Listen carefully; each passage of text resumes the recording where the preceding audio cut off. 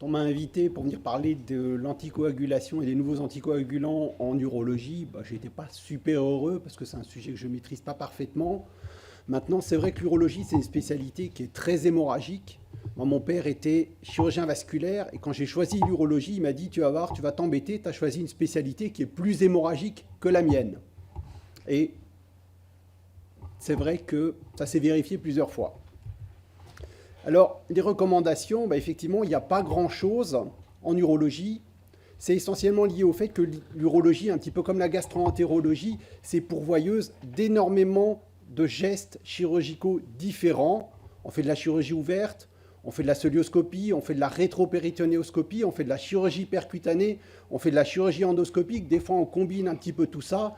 Et c'est vrai que comme pour la gastro-entérologie, bah, c'est des fois un petit peu difficile d'évaluer le risque hémorragique en pré- et périopératoire. Comme pour toutes les autres spécialités, on se base en fait sur ces données qui sont les recommandations du groupe d'intérêt pour l'hémostase périopératoire. Alors, globalement, on est assez tous d'accord sur la gestion préopératoire des nouveaux anticoagulants. On les arrête 2, 3, 4, voire 5 jours avant la chirurgie, en fonction de la molécule et de la fonction rénale. Pas de relais, pas de dosage. Par contre, effectivement, pour la reprise, là, c'est beaucoup plus compliqué. On est tout à fait d'accord que si le risque hémorragique est faible, on peut reprendre 6 heures après le geste. Par contre, pour les risques hémorragiques élevés, là, je pense qu'il faut un petit peu plus nuancer et je pense qu'il faut le laisser à discrétion du chirurgien et je vais vous expliquer un petit peu pourquoi.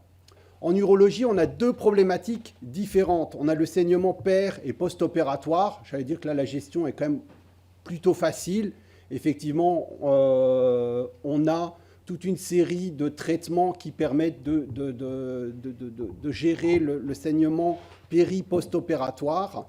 Par contre, en urologie, on a des interventions qui sont plus complexes pour lesquelles on peut être amené à réintervenir. Effectivement, si on réintervient 4, 5, 6 jours après, quand on fait une reconstruction vésicale, quand on fait des gestes complexes, et ben effectivement, si on a repris les nouveaux anticoagulants, ben là, on est un petit peu embêté. On n'est pas dans le cadre de l'urgence dont on aurait pu se passer. Donc là, clairement, je pense que voilà, la reprise précoce à J2, comme c'est préconisé, pour une cystectomie, je pense que ce n'est pas raisonnable. On a en urologie, moi je nuancerai encore un petit peu, je dirais qu'on a 3 niveaux de risque. Le niveau maximal, c'est la chirurgie des organes pleins. Voilà, une prostate, ça saigne, un rein, voilà, ben, le rein, c'est le filtre du sang. Donc si on enlève une partie du fil, ben, il y a un risque de saignement. Si on reprend précocement les anticoagulants, ben là, clairement, on majore ce risque. La chirurgie percutanée rénale, où là, on va faire des gros trous dans le rein pour rentrer nos endoscopes, là aussi, clairement, c'est à risque. On a, comme je vous l'ai expliqué tout à l'heure, la chirurgie majeure à risque de complications pouvant nécessiter un geste complémentaire qui soit par reprise chirurgicale, par radiologie interventionnelle, la cystectomie, la néphrectomie élargie, la prostatectomie. Et enfin, troisièmement, je dirais tout le reste, où là, pour moi, globalement, les anticoagulants peuvent être repris précocement. Et moi, j'ai souvenir, il y a une vingtaine d'années, quand j'ai commencé ma spécialisation, mon patron nous faisait faire les circoncisions chez les vieux messieurs qui étaient en maison de repos.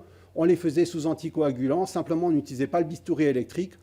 On liait tous les petits vaisseaux et on n'avait aucune complication hémorragique. On en avait certainement moins que chez les jeunes, chez qui on ne faisait pas aussi attention.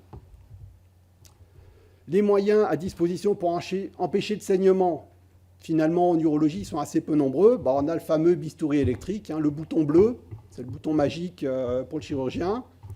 Si ça continue à saigner, bah, on fait une ligature avec un fil résorbable. Si ça ne va pas, on sort le fil voilà, pour lequel on a peut-être des propriétés magiques, qui est le prolène, qui est le fil des chirurgiens vasculaires avec lequel ils font les sutures. On doit penser qu'on doit pouvoir mieux maîtriser le saignement avec ce fil. Voilà, je suis assez sceptique. Si ça ne va toujours pas, on a le Surgicel.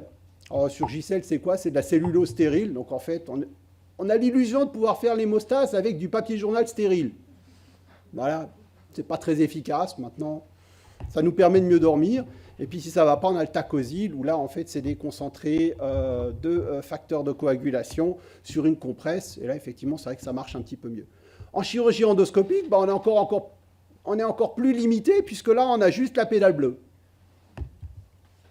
Donc, on va s'intéresser maintenant à la chirurgie des organes pleins. Donc, voilà une étude rétrospective multicentrique sur un peu plus de 500 patients sur la néphrectomie partielle, alors qu'elle soit robot, là c'est du robot, mais que ce soit la laparoscopie, de la chirurgie ouverte, c'est quand même assez transposable. Alors, on a en fait des tout petits groupes de patients sous les nouveaux anticoagulants, puisqu'on en a seulement 8% des 70 patients du groupe anticoagulé. La gestion était effectivement non standardisée. Comme je vous disais, on est tous d'accord pour arrêter, et là c'est l'anesthésiste qui le fait, en préopératoire, généralement J-3. La reprise était à discrétion du chirurgien, généralement à J20 post-opératoire avec un relais par héparine de bas poids moléculaire. Et clairement, on est à quasiment 40% de complications chez les patients qui sont sous ces nouveaux anticoagulants, contre 17% dans le groupe contrôle. 32% de complications hémorragiques versus 10%, et une durée d'hospitalisation qui s'allonge. Donc clairement, les nouveaux anticoagulants pour la chirurgie d'épargne néphronique, c'est pas bon. En ce qui concerne notre autre grand point chirurgical, qui est la chirurgie de la prostate, alors, il n'y a pas d'études très importantes. On a des questionnaires de pratique professionnelle. Et là, effectivement, on a une grande majorité de mes confrères urologues qui pratiquent la résection chez les patients anticoagulés avec un arrêt temporaire, 30% avec un relais par héparine et 10% qui continuent avec, alors là, c'est essentiellement sous AVK, un INR cible entre 2 et 2,5.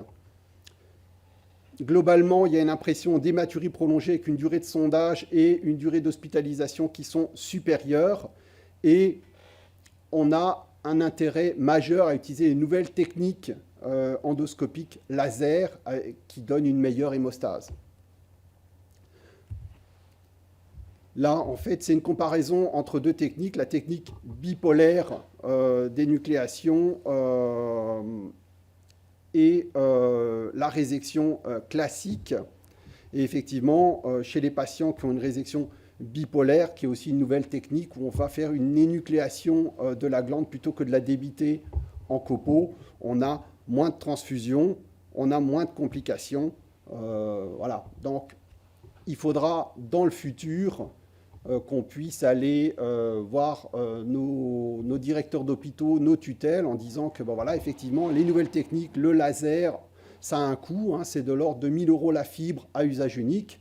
Mais qu'est-ce que c'est 1 000 € comparé à une vie gâchée par un AVC, par un infarctus massif et par rapport au coût que représente une hospitalisation, une rééducation pour un AVC, pour un infarctus, c'est dérisoire.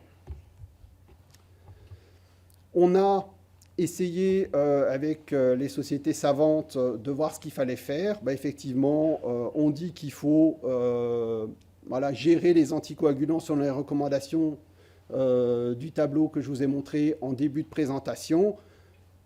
Clairement, tout le monde est d'accord sur l'intérêt des nouveaux lasers et la tendance, ça sera dans les prochaines années, à poursuivre les nouveaux anticoagulants pour ce type de chirurgie si on arrive effectivement à s'équiper tous de ces nouvelles techniques laser. En ce qui concerne la chirurgie majeure, donc la deuxième classe de risque, concernant la prostatectomie, là, effectivement, il y a aussi très peu d'études. C'est quasiment à chaque fois des études rétrospectives. Ça, c'est la plus grosse étude. Là, effectivement, il n'y avait que 32 patients sous anticoagulants qui ont été arrêtés 48 heures avant la chirurgie avec un relais par héparine de bas poids moléculaire en post-opératoire le soir de l'intervention. Les auteurs concluent l'absence de différence significative en termes de saignement ou taux de transfusion. Mais il faut savoir, pour ceux qui connaissent, que c'est une publication qui vient de la Martini Clinique en Allemagne. C'est un centre qui ne fait quasiment que de la prostatectomie. Ils font 2000 prostatectomies par an. et la plupart des chirurgiens en ont réalisé plus de 5000. Donc globalement, moi, avec mes 30 à 40 prostatectomies par an, je ne suis pas sûr que ce que je fais, ça soit équivalent. Donc c'est à prendre avec beaucoup de précautions. Concernant la cystectomie, là pareil, c'est une étude qui vient d'un des plus gros centres de cystectomie en Europe.